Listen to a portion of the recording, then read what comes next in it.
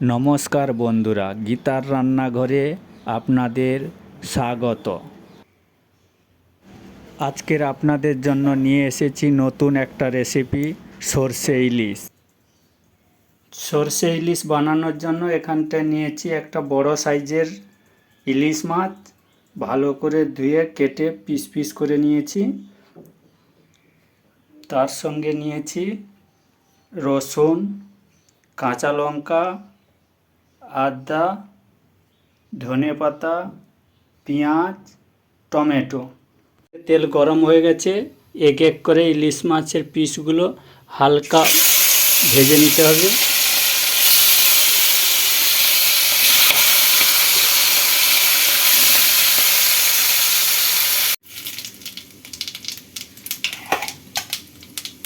দাও দাও পেঁয়াজ দাও, ওর উপরে পরে